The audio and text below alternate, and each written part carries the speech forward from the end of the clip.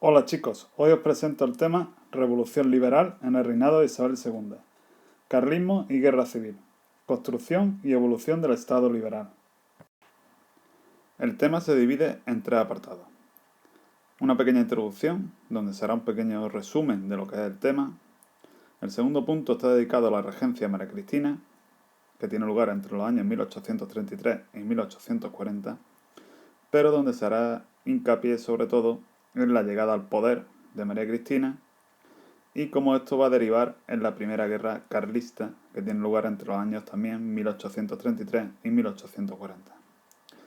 El tercero de los puntos va a estar dedicado a la construcción y evolución del régimen liberal, en concreto a la evolución política del reinado de Isabel II, a sus principales etapas y acontecimientos.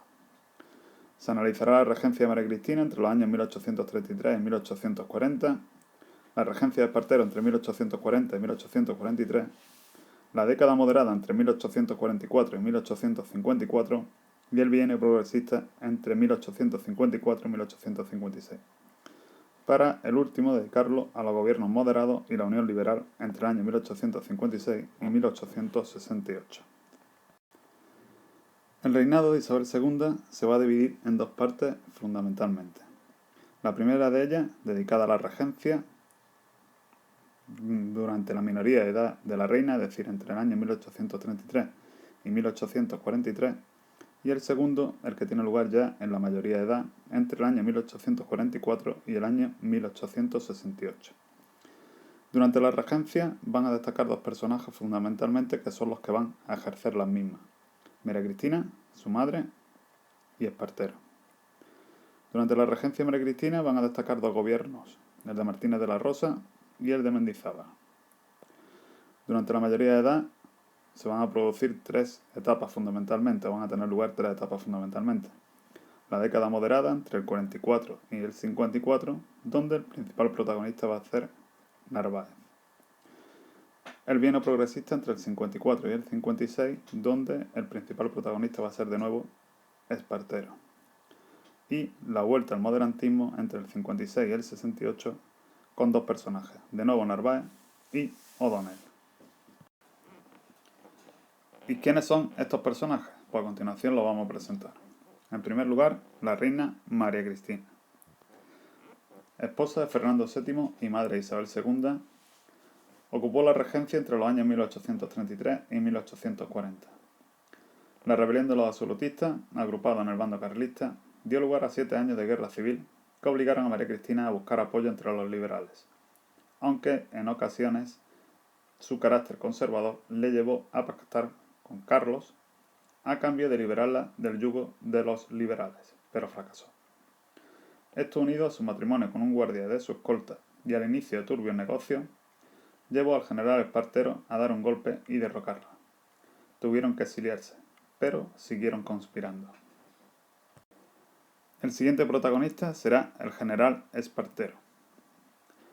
Luchó en la primera guerra carlista con un papel destacado, con importantes éxitos militares como el levantamiento del sitio de Bilbao. Llegó a negociar la paz y sellarla con el abrazo de Vergara, y venció a Cabrera en el Maestrazgo. Progresista convencido, se enfrentó al conservadurismo de María Cristina y le exigió que abdicara. Gobernó de un modo autoritario, personalista y militarista. Fue expulsado mediante un pronunciamiento en 1843, volviendo en 1854 y dejándolo definitivamente en 1856. El siguiente será el general Narváez. También destacado militar en la guerra contra los carlistas, derrocó al general Espartero en 1843, obligando a adelantar la mayoría de edad de la reina Isabel II. En 1844 fue llamado a formar gobierno como primer ministro, siguiendo una ideología liberal conservadora y según un temperamento autoritario. Representó el principal soporte del trono como jefe indiscutible del partido moderado. El siguiente será Leopoldo O'Donnell. Al igual que Espartero y Narváez, activo militar en las guerras carlistas y encuadrado como Narváez en el moderantismo. En 1854 encabezó un golpe de Estado capitalizado por los progresistas y dio paso a un bienio de hegemonía política de estos. Fundador de la Unión Liberal, partido de centro, formado por progresistas y moderados, entre el 56 y 1866 gobernó alternándose con Narváez, caracterizándose su gobierno por una amplia apertura política y un gran auge económico. Y por último, y no por ello menos importante, la reina Isabel II. Gobernó entre el año 1843 y el año 1868. Reina con solo 13 años, carecía de un ambiente familiar y la afectividad de su madre, unido a la ausencia de una educación adecuada y una preparación política, lo que le llevó a ser fácil presa de la manipulación partidista e interesada. Se inclinaría por las preferencias de los moderados, incumpliendo su papel arbitral de reina constitucional, lo que obligó a los progresistas a recurrir a la fuerza para tener opciones de gobernar, como la del año 1868, que le obligó a exiliarse a Francia. ¿Y cómo se produce la llegada de Isabel II al trono de España? Tenemos que irnos al año 1833, cuando fallece Fernando VII, no dejando descendencia masculina ninguna, solamente 2 hijas y de corta edad. En el año 1830 había nacido su hija Isabel, la mayor, y en el año 1832 había nacido la infanta Luisa.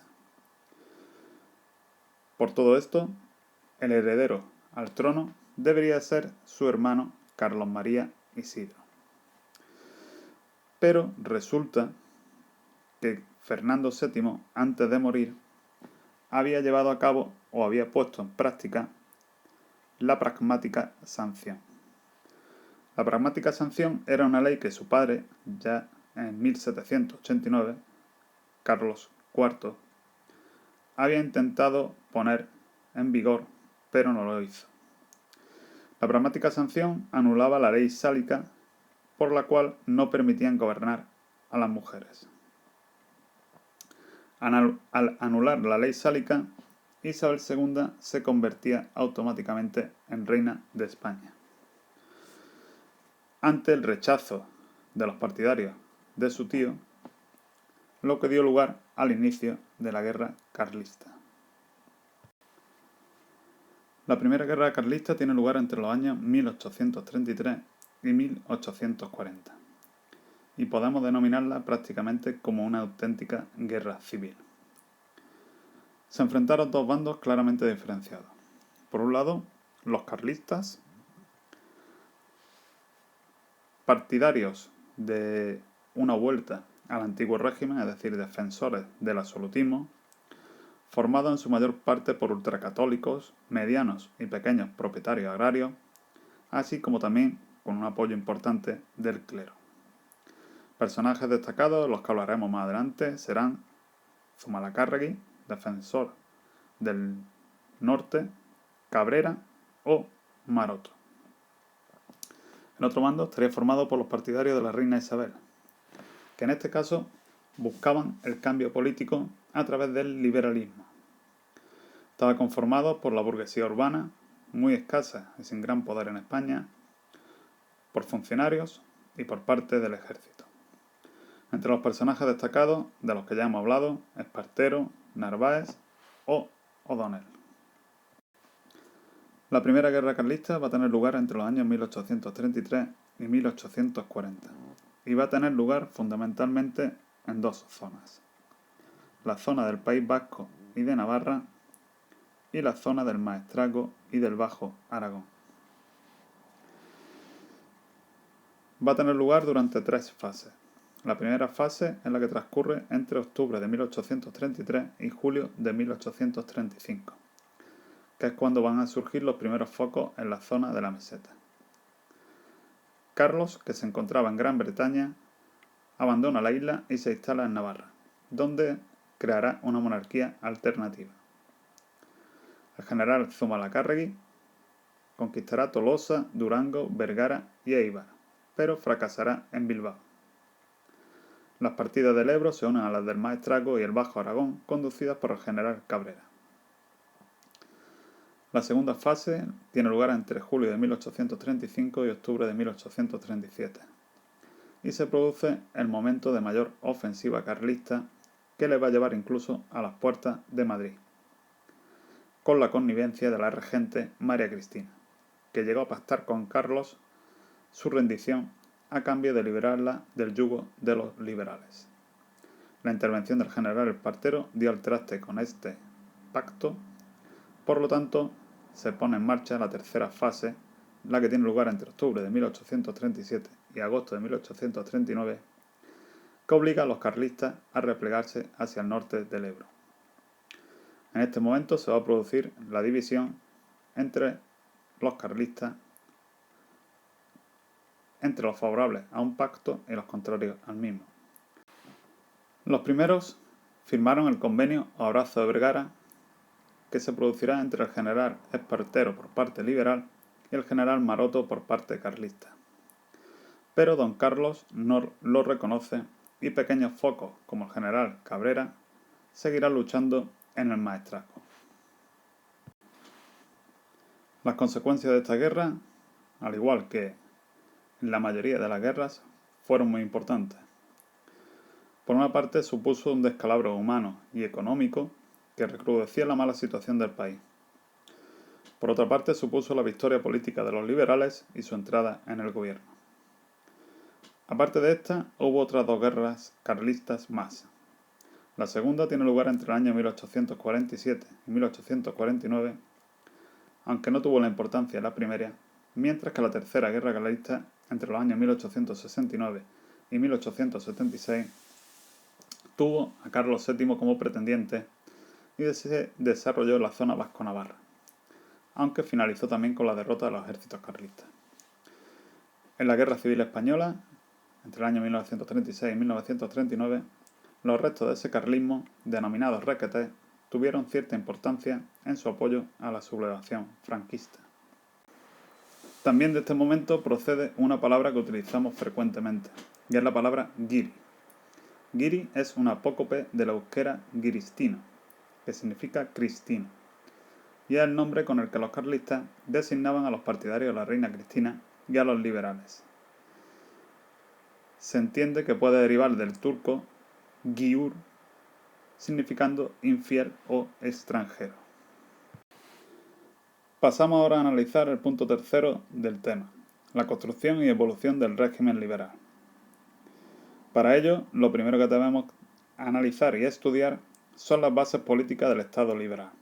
En este caso, los partidos políticos, la corona y los militares.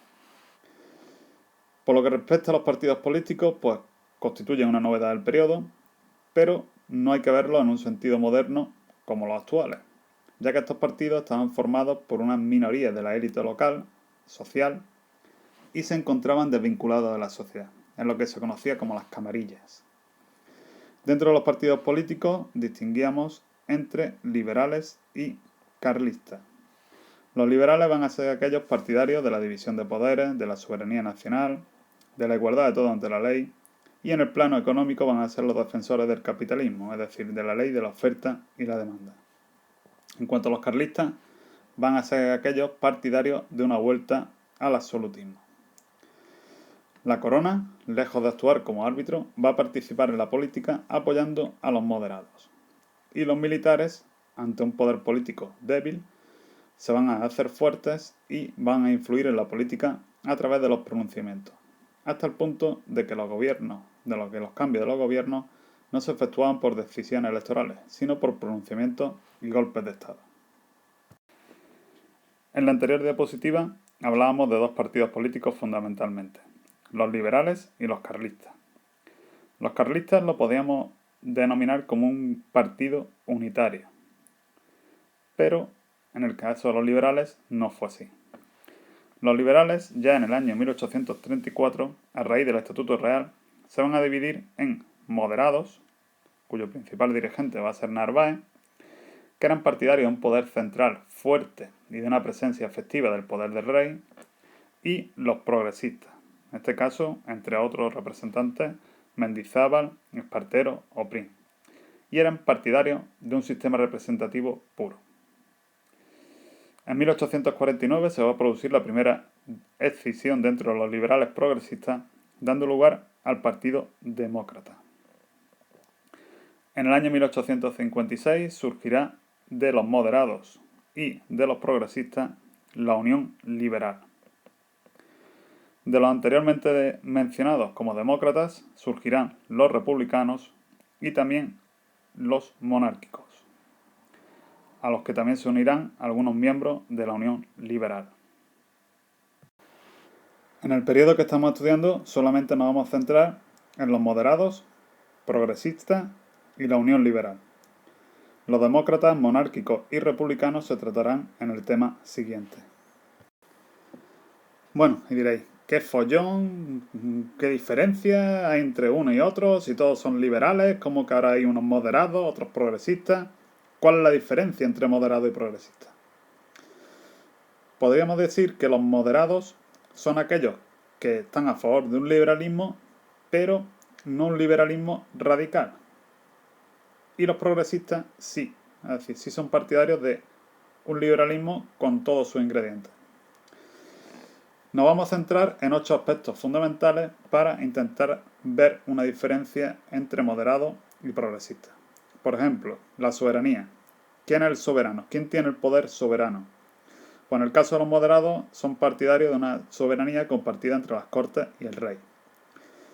Para los progresistas la soberanía, el poder soberano debe estar en la nación. El sufragio.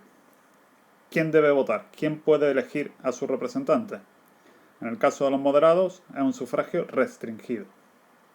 En el caso de los progresistas se amplía un poco más esa restricción, aunque sigue siendo censitario, es decir, por dinero. El poder legislativo. Recordamos que una de las peculiaridades, una de las diferencias fundamentales entre el liberalismo y el absolutismo era la división de poderes. En este caso, el poder legislativo para los moderados debe estar en las Cortes con el rey, existiendo un parlamento bicameral, es decir, Congreso y Senado. Para los progresistas, el poder legislativo solo debe estar en las Cortes, con un parlamento unicameral, el Congreso. El ejecutivo para ambos va a estar en manos del rey, que es el que nombra al gobierno. El judicial, para ambos, igualmente, en los tribunales y los jueces. Las atribuciones del rey, aquí sí hay un poco de discrepancia, porque en los moderados estaría el ejecutar las leyes, disolver el Congreso, nombrar a los senadores. En cambio, para los progresistas, ejecuta las leyes, disolver el Congreso, pero con condiciones, nombrar a algunos senadores, no a todos, y dirigir la política exterior con condiciones. Los derechos individuales para los moderados serían limitados, mientras que para los progresistas serían más amplios. Y una de las grandes diferencias es en el tema de la confesionalidad del Estado. Para los moderados, el Estado debe ser confesional católico sin libertad de culto. Para los progresistas, la confesionalidad católica debe de conllevar también una libertad del culto. Es decir, para ellos debe existir libertad de culto. Pero estas diferencias no estaban solo en su ideario, sino también en sus componentes sociales. Los moderados estaban formados por la antigua nobleza, terratenientes, grandes industriales, alto clero y militares. Entre sus destacados protagonistas, estaría Cea Bermúdez, Martínez de la Rosa, Alcalá Galiano, Narváez o Gonzalo Bravo, entre otros. Los progresistas estaban formados por burgueses de profesiones liberales, casos de abogados, notarios, médicos, etc., y clases medias urbanas. Entre ellos destacan, entre otros, Mendizábal o Espartero.